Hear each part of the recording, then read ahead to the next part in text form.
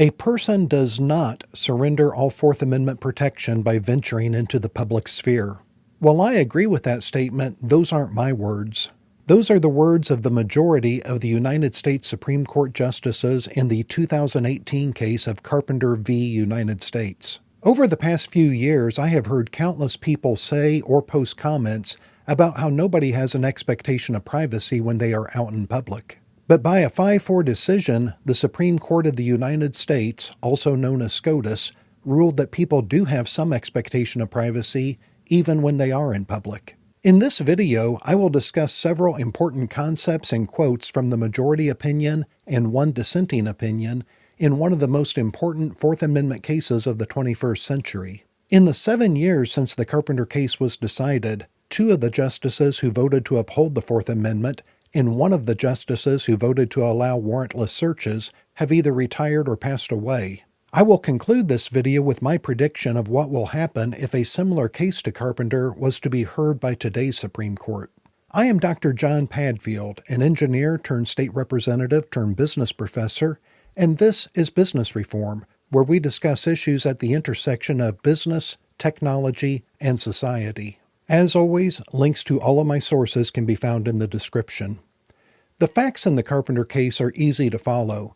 Between 2010 and 2012, a series of armed robberies occurred in Detroit, Michigan. Police arrested several suspects, and one of them told police Timothy Carpenter had organized the robberies. Without obtaining a warrant, FBI agents obtained 127 days of Carpenter's location history from his cell phone's wireless carrier.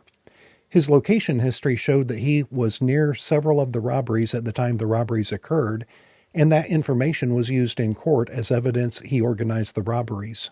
Based in part on the cell phone data obtained without a warrant, Carpenter was convicted of 6 counts of robbery and 6 counts of carrying a firearm during the commission of a felony, and was sentenced to 116 years in federal prison.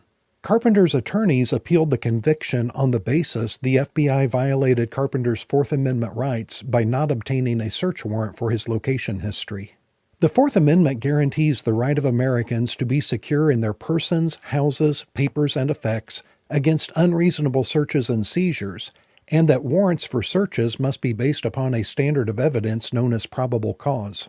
Probable cause has been described as more than suspicion but less than proof. Generally speaking, law enforcement must show a judge enough factual evidence to convince the judge a crime has happened and that the place to be searched is connected to that crime.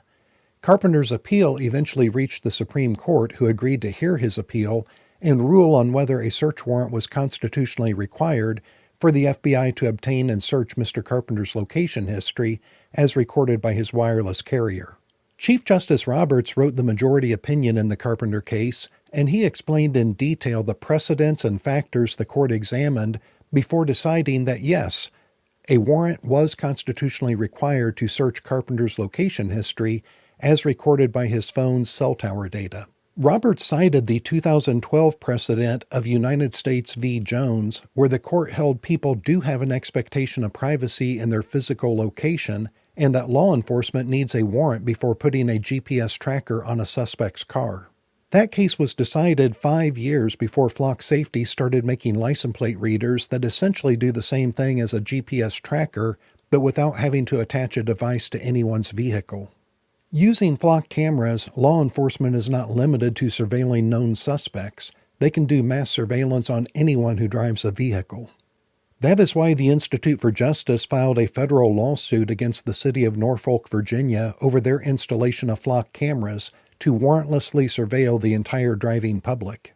Justice Roberts also cited the 1976 precedent of United States v. Miller, where the court held people do not have an expectation of privacy regarding their bank records, and the 1979 precedent of Smith v. Maryland, where the court held people do not have an expectation of privacy related to phone numbers they dial, because that data is maintained by the phone company.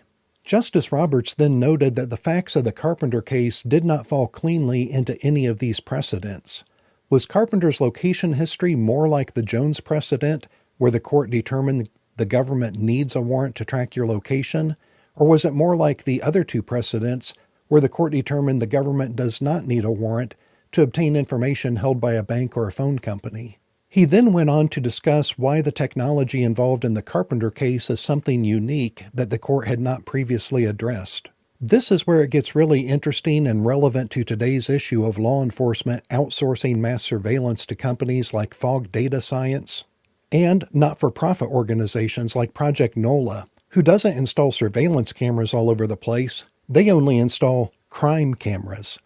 That subliminal marketing trick of calling them crime cameras instead of surveillance cameras is a Jedi-level mind trick designed to mislead the public into thinking if they aren't committing a crime, these cameras are not recording their movements 24/7, 365.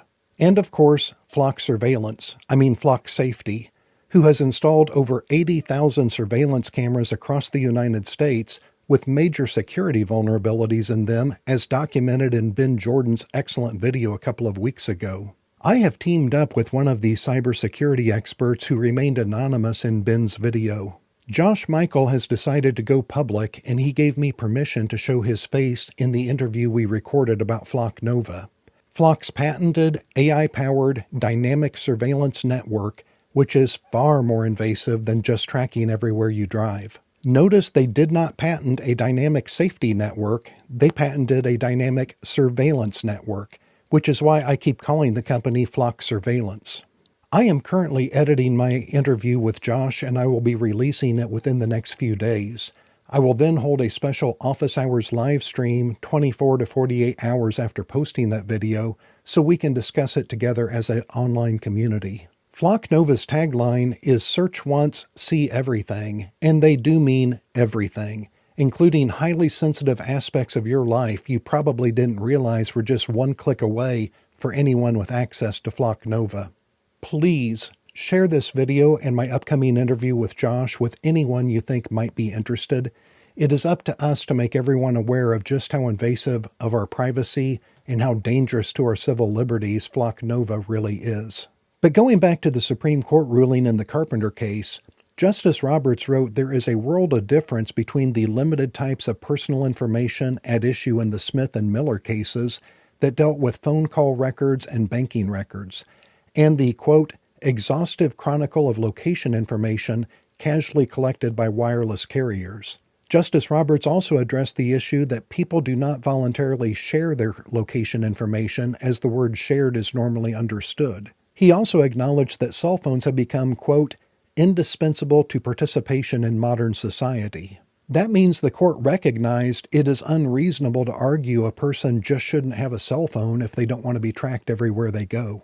Justice Roberts quoted from another precedent which explained the basic purpose of the Fourth Amendment is to, quote, safeguard the privacy and security of individuals against arbitrary invasions by government officials.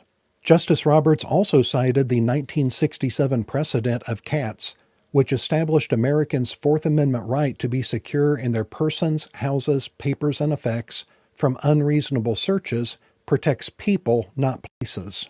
Justice Roberts continued citing Supreme Court precedents going back over 130 years, showing the Fourth Amendment seeks to secure the privacies of life against arbitrary power, and that a central aim of the framers of the Constitution was to, quote, place obstacles in the way of a too permeating police state.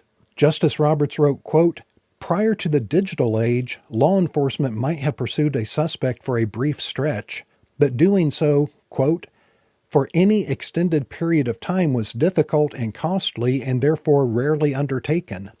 For that reason, society's expectation has been that law enforcement agents and others would not, and indeed in the main simply could not, secretly monitor and catalog every single movement of an individual's car for a very long period.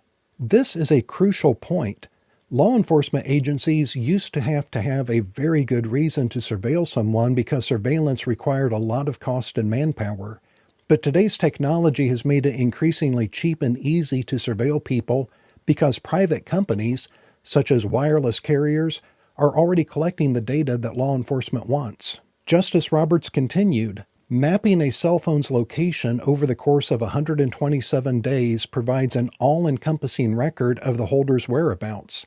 As with GPS information, the timestamp data provides an intimate window into a person's life, revealing not only his particular movements, but through them, his familial, political, professional, religious, and sexual associations. These record locations hold for many Americans the privacies of life. That last item, the quote, privacies of life, is also important. Paraphrasing the court, they said that location tracking reveals where people sleep, where they work, where they worship, which doctors they visit, what political meetings they may attend, who they spend time with, their habits, associations, and intimate patterns. Justice Roberts also pointed out how modern technology was giving police something they have never had before, the ability to surveil someone's past. Quote, the retrospective quality of the data here gives police access to a category of information otherwise unknowable. In the past, attempts to reconstruct a person's movements were limited by a dearth of records and the frailties of recollection.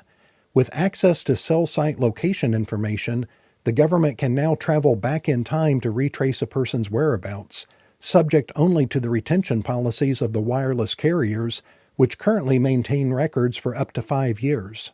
Justice Roberts concluded, we decline to grant the state unrestricted access to a wireless carrier's database of physical location information.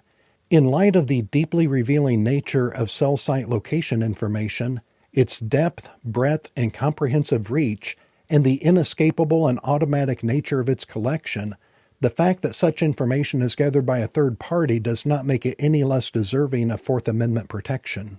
The United States Supreme Court overturned Timothy Carpenter's 12 felony convictions because the FBI obtained his cell phone location information without a warrant. To summarize, the Supreme Court ruled in 2018 that law enforcement agencies needed a warrant to obtain Carpenter's location data, even though he was a known suspect identified by another suspect already in custody. His movements were made in public, and the records of his movements were held by a third party. Nearly everything stated about cell phone location data in the Carpenter case could also be said about the data collected by Flock's 80,000 surveillance cameras littering the highway right-of-ways across the United States. Mark Talbot, the police chief of Norfolk, Virginia, described the Flock cameras as, quote, a nice curtain of technology which would make it difficult to drive anywhere of any distance without running into a camera somewhere. This warrantless 24/7 surveillance of people's movements in public is virtually identical to what the Supreme Court struck down in the Carpenter case. The Institute for Justice lawsuit against the city of Norfolk for their use of Flock cameras is being heard in the Eastern District of Virginia.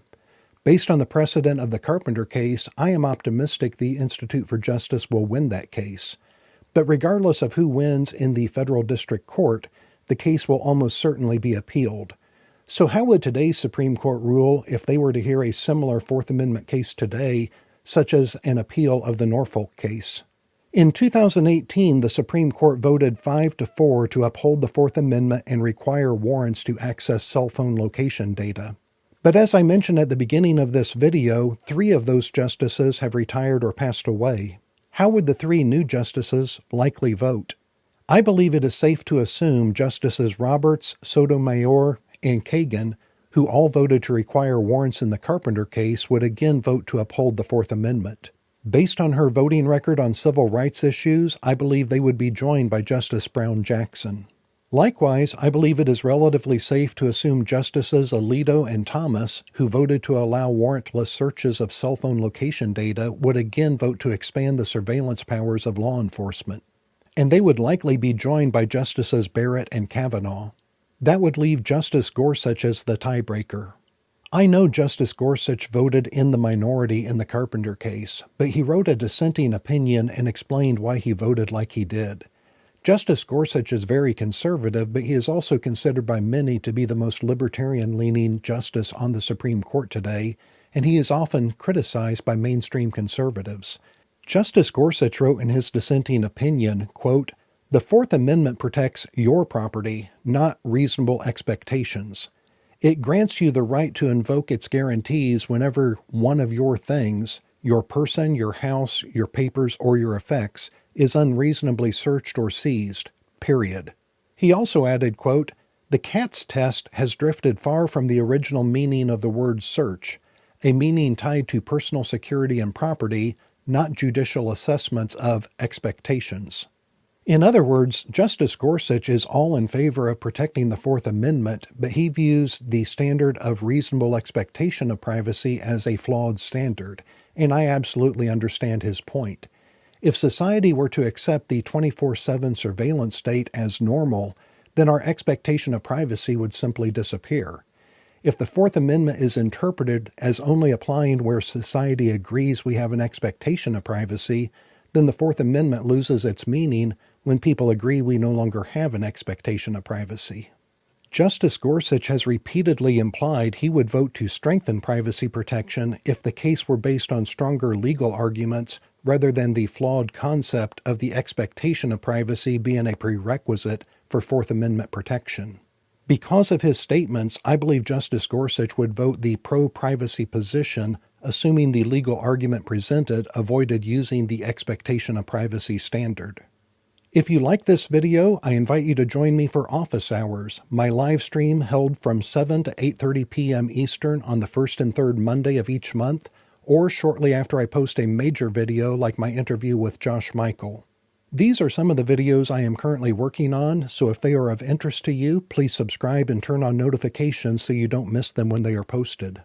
My 2026 Brushfires of Freedom Tour will kick off in Milwaukee in January, and I am working on an event in Fort Lauderdale in February. Please visit brushfirestour.com to sign up for updates on my tour schedule. I hope this video has equipped you to politely engage and challenge your friends who say we have no right or even expectation of privacy in public. The Supreme Court has ruled that we do, and I believe the Eastern District of Virginia will honor the Carpenter precedent when it hears the Institute for Justice's case against the city of Norfolk. What do you think will happen? I can't wait to read your comments.